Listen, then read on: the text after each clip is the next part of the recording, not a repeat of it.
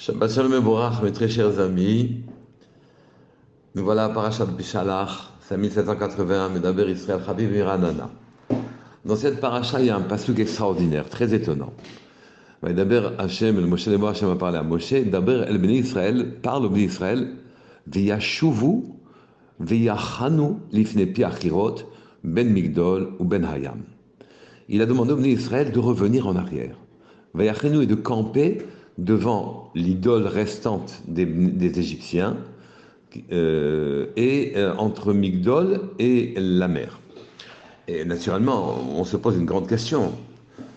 Pour quelle raison fallait-il faire marche arrière? On venait de quitter l'Égypte, de sortir de l'esclavage. Quelle raison y avait-il de revenir en arrière? Ça a créé naturellement une immense confusion. Nous savons déjà la suite, c'est-à-dire que les Égyptiens vont croire que les Bnei Israël s'étaient égarés dans le désert, et puisqu'ils croient qu'ils sont égarés dans le désert, ils vont venir essayer de les reprendre sous leur tutelle. Ils sortiront avec une grande armée. Les Bnei Israël vont se retrouver devant la mer va s'ouvrir pour eux et se révéler un piège mortel pour les Égyptiens. Donc effectivement, stratégiquement, c'était intéressant. Mais cependant, une immense question se pose. Pour quelle raison Akadosh Baruch Hu a décidé d'imposer cette détresse au clan d'Israël? Il peut guider le monde comme il veut, se débarrasser des Égyptiens de la façon dont il souhaite. Pour quelle raison cette détresse? C'est-à-dire que ici, Moshe Rabbeinu devait donner l'ordre de revenir en arrière et donc créer une immense confusion et une immense détresse quand on s'est retrouvé devant la mer, puisqu'on a pris du retard vis-à-vis de notre sortie d'Égypte, concernant notre sortie d'Égypte.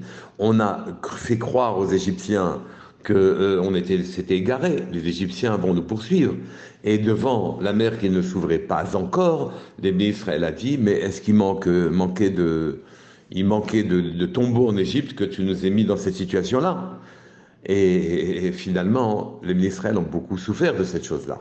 Pour quelle raison Akadosh Baruch Hu a demandé à Moshe de les faire revenir en arrière, d'autant que d'habitude, ils étaient guidés par le Hanan, par la nuée, qui elle leur indiquait le chemin.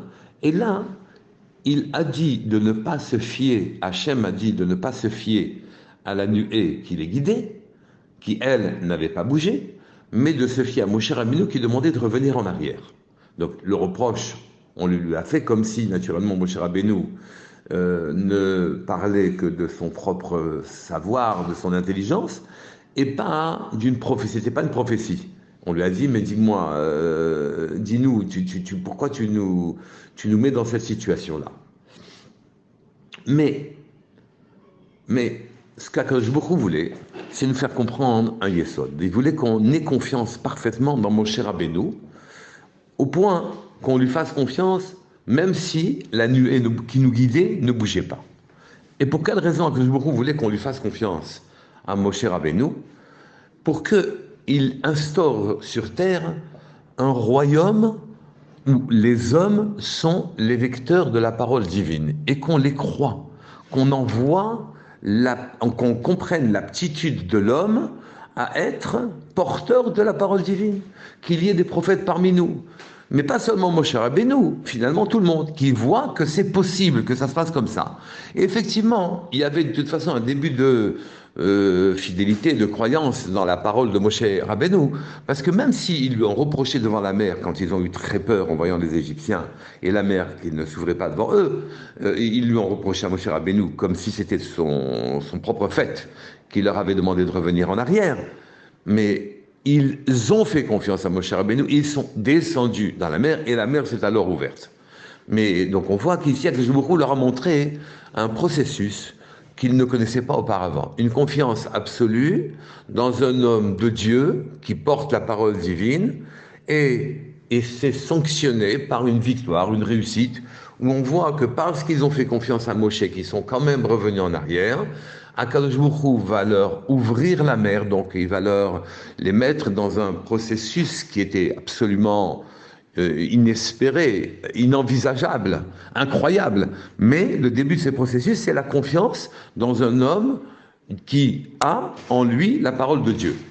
Et Comme Akadosh Baruch Hu a décidé d'instaurer son royaume avec non pas une seule personne comme Moshe Rabbeinu, mais comme avec beaucoup de personnes comme Moshe Rabbeinu, où nous soyons tous capables de porter la parole divine, c'est-à-dire de s'effacer suffisamment pour que apparaisse la parole de notre propre Neshama, s'effacer, ne pas exister.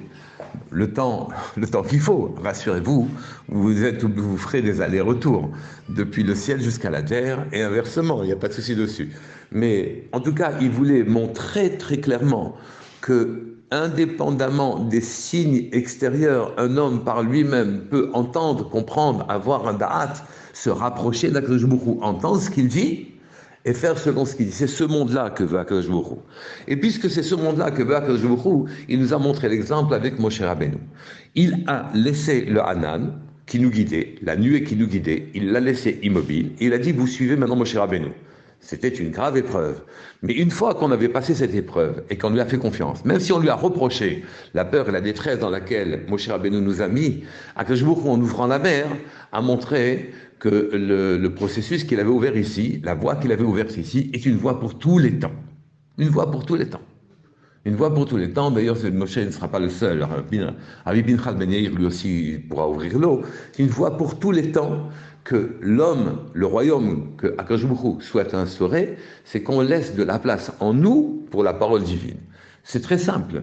Quand vous faites votre fila, au lieu de... Enfin, c'est très simple. C'est une jolie volonté à avoir. Quand vous faites votre vie, la tfila, quand vous faites la prière, ce qu'il faut, c'est pas que ce soit vous qui parliez, mais que votre âme parle.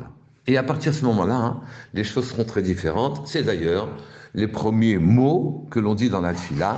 Hachem sefatzai tiftach, ouvre mes lèvres, ou fiyagid, et ma bouche dira, ou fiyagid telatecha, ta louange, c'est-à-dire que ma bouche dira ta louange malgré elle. C'est pas ma langue qui parle, mais c'est ma neshama qui devrait parler. Et cette prière, et vos prières, et vos tfilotes seront toutes acceptées. Shabbat shalom mevorach. Kol tov.